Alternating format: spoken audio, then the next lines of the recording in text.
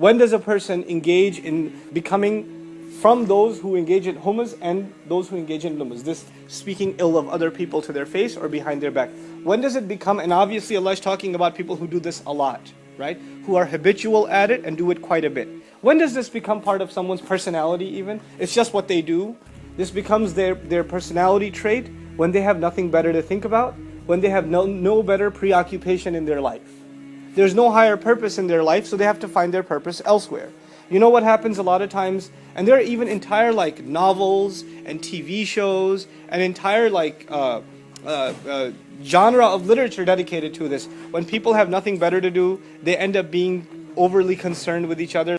Now, as actually Imam Razi put it, is two interesting comments. One of them, that the Muslims have fallen into a deteriorated culture, where three of them or four of, let's say four people, Muslims, are having lunch together. They're talking about the fifth one who's not here. And they're going off, because he didn't show up for lunch, they figure this is the time to just go off on the guy and just rip him to shreds, right? And then one of the four says, oh, I gotta go. I have a meeting. So he goes, now there are three left. Guess what those three are gonna do now? They start on number four. Yeah, he's a good guy, but let me tell you. And then they start on him. And even worse sometimes, he doesn't even have to leave for you, the three of you, to gang up on him on the dinner table and humiliate him among you. And you say, we're just kidding. You get it. We're just kidding, right? We're just kidding. And this idea of it's not a big deal of humiliating someone because it's just among friends. Well, who's going to do that? Enemies are not going to do that. And you're not going to have that done to you like at the train station or at the office. It's really going to happen to you among friends. This is where it happens, and it happens a lot. The Mufassir comments, he says, all of this is included in Allah's scolding and what Allah forbade. In other words, Allah said two things, humaza and lumaza, just two things.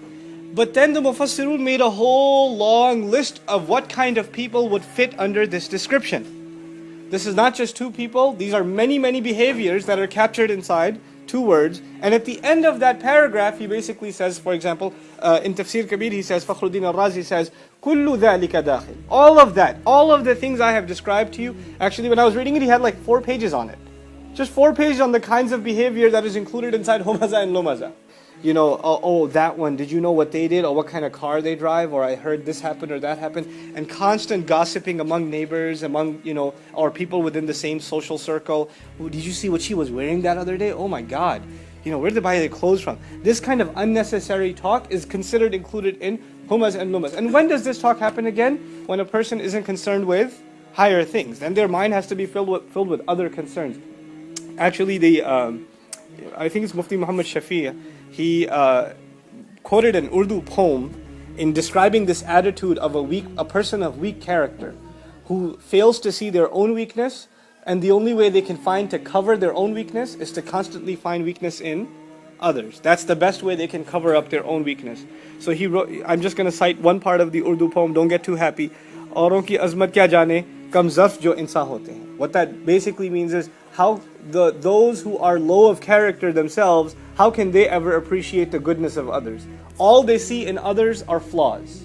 When a person, all they see in others is flaws, either to their face or behind their back, you know what that means? They themselves are of a low character. They don't see the good in people, they only see the flaws in people. And that doesn't speak of the other more than it does of their own selves. May Allah protect us from such attitudes. We'll go straight to the comments of a great linguistic mufassir, Az-Zamakhshari, who wrote the book Al-Kashaf. He says, Al-Humaz al-Kasr. Kasr in Arabic is used for fracturing something, or breaking something, or cracking something, or tearing something apart. And it's used in literature to talk about when one person speaks to another in a way that they're attempting to break them, not physically, but psychologically. They're trying to break their dignity, or fracture their sense of self-worth, that sort of thing. And this is the word used linguistically to describe the attitude of humaz. And he says, lumaz at-ta'an. Lumaz is basically sarcastic tone, sarcasm against someone else. And by the way, sarcasm is important because, or important to understand, because sarcasm can be a compliment, but meant as an insult. So you could say to someone, you're such a genius. But what you're really saying is you're so stupid, right? And you say, why would you talk to me like that? No, I'm saying you're a genius, right? And so they feel like, no, they didn't do anything wrong and they can cover their tracks, but really Allah Azza wa Jalla knows what was meant by them when they said it.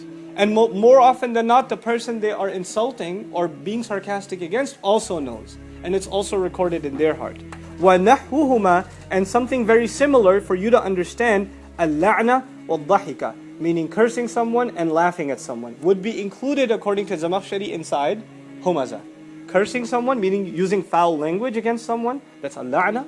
Or literally cursing them, like, making dua against them, that sort of thing. And secondly, ad-dhahika, which is to laugh at them, to poke fun at them, and to use a condescending tone. Now, smiling at someone is different, and laughing at someone is different. And I think we're smart enough to know the difference, And a lot of times, what the really expert criminal mind does? They laugh at someone, and then when the person's insulted, you say, "Wow, you don't want me to smile? What's the matter?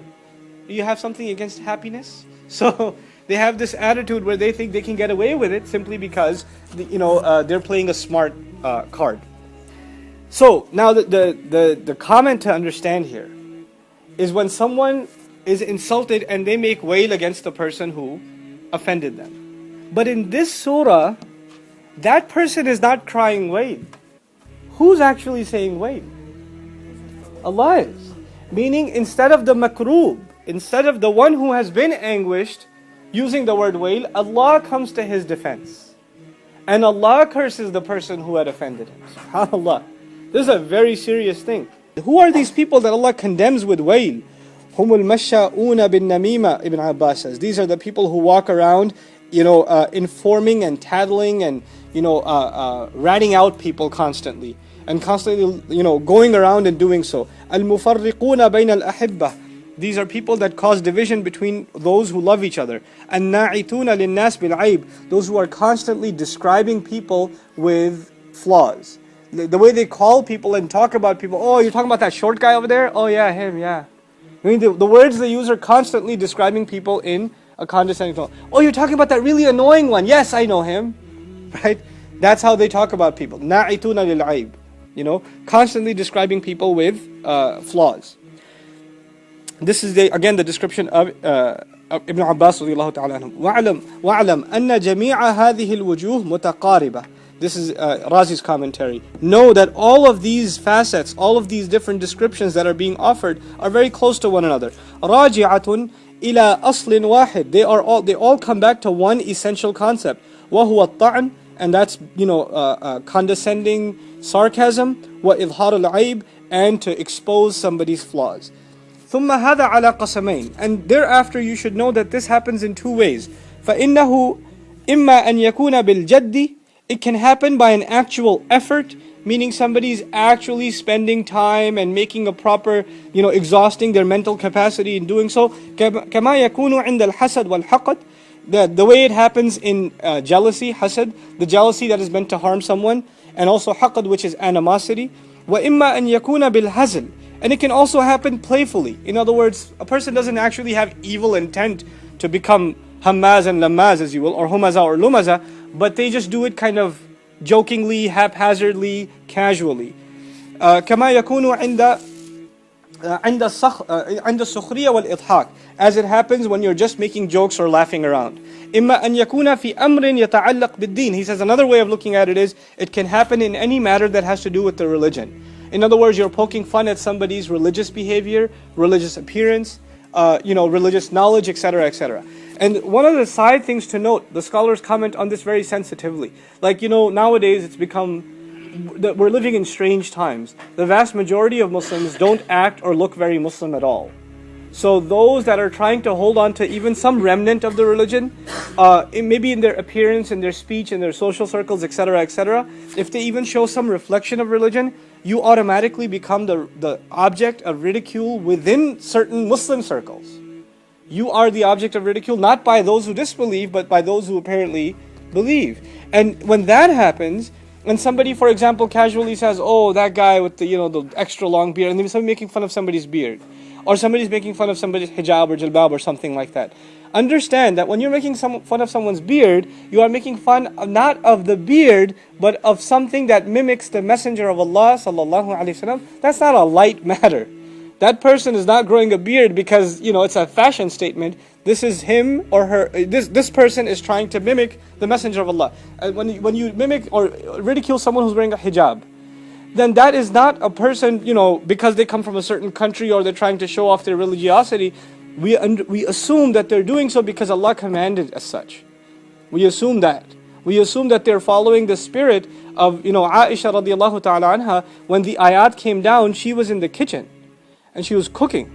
And she heard the messenger walking towards the house, and through the window she heard the ayat of hijab come down, and she tore her apron off and covered her head right away.